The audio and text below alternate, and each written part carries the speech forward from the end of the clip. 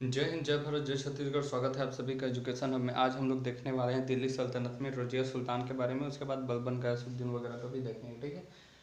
रजिया सुल्तान जो है वो 1236 से 1240 तक दिल्ली की गद्दी पर बैठी थी, ठीक है। मात्र 4-5 सालों में ये दिल्ली की सुल्तान बनी थी, ठीक है। ये भारत की पहली महिला शासिका थी। भारत की पहली महिला शासिका। ऐसे तो बहुत सारे लोगों ने मतलब महिलाओं ने इससे पहले शासिका के रूप में मतलब शासन किया, जैसे शिवगामी देवी थी। उन्होंने कभी प्रत्यक्ष रूप से शासन नहीं किया था, लेकिन वो शासन को वही चला रही थी, कभी राज सिंहासन पर नहीं बैठा। तो ऐसे बहुत सारे मतलब थी। शिवगामी देवी एक काल्पनिक है, ठीक है। पुरुषों की भांति ये वस्त्र पहनकर राजा के समान यह रहती थी, ठीक है। और इस प्रकार से यह शासन करती थी, पुरुषों के समान यह वस्त्र पहनकर। देखिए, 40 तुर्क सरदारों को यह पसंद नहीं था कि यह एक महिला एक शासन करे, और महिला शासन करे तो वो तो अलग बात है। और ये राजा के जैसे वेशभूषा पहनकर भी शासन करती थी, तो ये बिल्कुल ये चालीसा दल को पसंद नहीं था।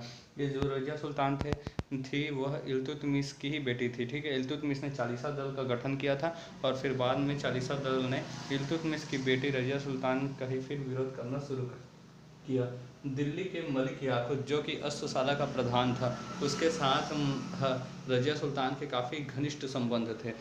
चक्कर चल रहा था इन लोगों का, ठीक है। ये मलिक याकूत को लगता था कि रजिया सुल्तान इसी से शादी करेगा, फिर पूरा दिल्ली सल्तनत पर इसी का राज होगा, ठीक है। तवर हिंद का एक बार जो एरिया है तवर हिंद, जो कि भटिंडा पंजाब वाला एरिया है, वहाँ के इक़्तादार थे एक मलिक अल्तुनिया।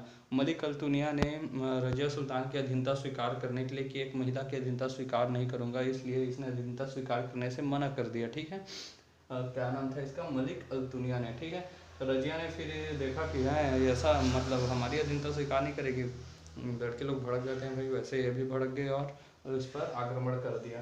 तो आक्रमण तो किया, लेकिन आक्रमण जैसा किया तो फिर युद्ध शुरू हुआ, और युद्ध शुरू हुआ तो फिर रजिया सुल्तान हारने लगी, ठीक है। मलिक अल्तुनिया से हारने लगी। तो अल्तुनिया से जब ये हारने लगी तो फिर ये अपने बाल वाल सब खोली ऐसे करके, और हाथ में तलवार की जगह फूल लेकर गए और उससे शादी का प्रस्ताव रख दिया, और दोनों का विवाह हो गया। इधर बेचारा मलिक याकूत देखता रह गया कि ये क्या हो गया, हम सपने सजाए थे और क्या क्या चीज़ हो गया, ठीक है। तो मलिक अल्तुनिया से इसका विवाह हो गया, ठीक है। लेकिन रास्ते पर जब ये लौट रहे थे तो रास्ते पर हरियाणा के कैथल में दोनों को डाकुओं ने मार दिया, और मार कर इन लोगों की मतलब हत्या कर दी, ठीक है। डाकुओं ने हरियाणा के कैथल में इनकी हत्या कर दी। 40 तुर्क सरदार थे, उन्होंने फिर दिल्ली में याकूत की हत्या कर दी, ठीक है। 40 तुर्क सरदारों ने क्या की? याकूत का हत्या कर दिया। अब बेचारा याकूत है ना घर का में हुआ ना घाट होगा बेचारा, और इसको टपका भी दिया। तो 40 तुर्क सरदारों ने मलिक याकूत की दिल्ली में हत्या कर दी। यह एक असफल शासिका साबित हुई, ठीक है। असफल शासिका साबित हुई, इसका सबसे प्रमुख कारण था इनका महिला होना, ठीक है। इतिहासकार एल्फिंस्टन कहते हैं कि अगर यह एक महिला नहीं होती तो यह इतिहास के सबसे बड़े शासकों में एक होती, ठीक है। यह अगर यह रजिया महिला ना होती तो भारत के महान शासकों में इनकी गिनती होती, ऐसा कहते हैं, ठीक है, इतिहासकार एल्फिंस्टन, ठीक है। 1240 ईस्वी में जो है बहरम शाह वह गद्दी पर बैठा, जो कि 1242 में तुर्क सरदारों ने इसको बंदी बना लिया, और 2 साल में इसका गेम खत्म हो गया, इसकी हत्या कर दी, ठीक है। अगला शासक कौन हुआ? रजिया के बाद बहराम शाह 1240 में गद्दी पर बैठा। तुर्क सरदारों ने 1-2 साल तंग आ गए, उसके बाद फिर 1242 में इसको टपका डाला। अगला था अलाउद्दीन मसूद शाह, ठीक है। अलाउद्दीन मसूद शाह 1242 में गद्दी पर बैठा। इसने सिक्कों पर बगदाद उनके अंतिम खलीफा का नाम उकरवाया था, ठीक है, छपवाया, अंकित करवाया। सर्वप्रथम ऐसा करने वाला यह शासक था अलाउद्दीन मसूद शाह। अपना अमीर हाजिब इसने गयासुद्दीन बलबन को बनाया, ठीक है। अमीर हाजिब एक पद है, उसे किसने बनाया? गयासुद्दीन बलबन को। गयासुद्दीन बलबन को अब देखना, इस नाम को याद रखिएगा, ठीक है। कैसे इसका प्रमोशन होते होते कहाँ तक जाएगा ये। बलबन जो है षड्यंत्र कर दिया, ठीक है। और 1246 में नसरुद्दीन मोहम्मद को गद्दी से मतलब गद्दी में बैठाया। नसरुद्दीन मोहम्मद शाह को गद्दी में बैठाया, अलाउद्दीन मसूद शाह को टपका डाला, ठीक है। तो इसके साथ देखिए, इसने अपना अमीर हाजिब किसे? गयासुद्दीन बलबन को नियुक्त किया, और बलबन ने ही इसको मतलब षड्यंत्र द्वारा नसरुद्दीन शाह को गद्दी पर बैठा दिया। तो अलाउद्दीन को टपका डाला, ठीक है।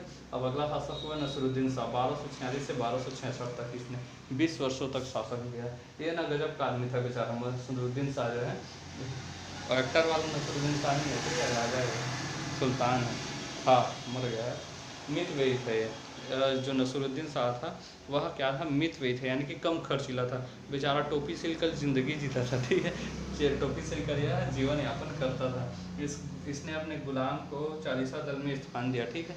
एक गुलाम को इसने चालीसा दल में स्थान दिया और वह गुलाम था गयासुद्दीन बलबन, ठीक है। कौन था? गयासुद्दीन बलबन, जिसने अलाउद्दीन को टपकाकर, अलाउद्दीन मसूद शाह को टपकाकर षड्यंत्र के द्वारा नसरुद्दीन शाह को मतलब राजा बनाया था, ठीक है। इसे अमीर हाजिब बनाया गया। उसके बाद अब क्या बना दिया गया, चालीसा दल में इसे स्थान दे दिया गया।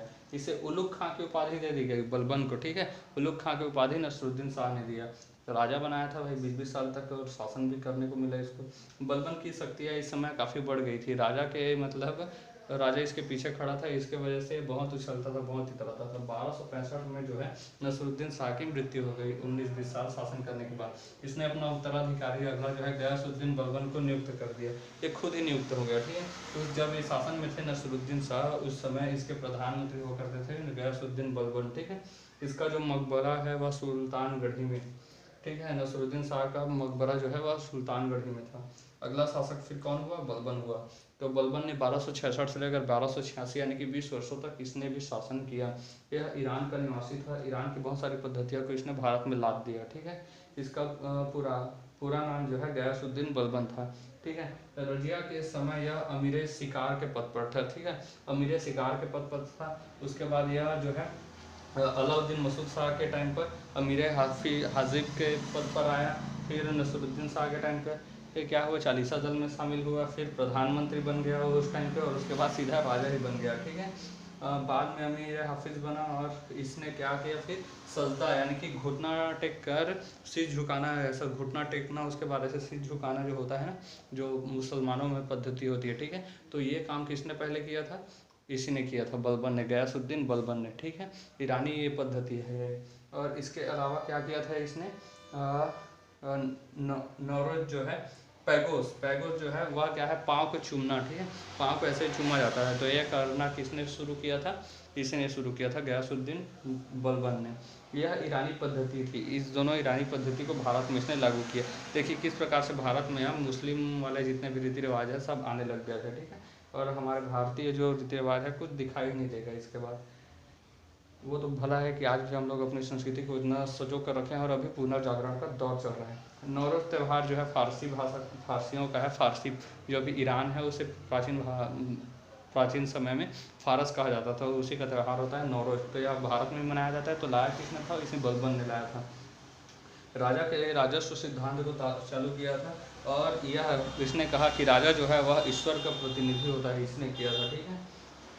रक्त एवं लौ की नीति इसने अपनाई, यानी कि आक्रमण की नीति इसने अपनाई। कोई अगर टक्कर लेगा तो उसका आक्रमण करके टपका ही देंगे।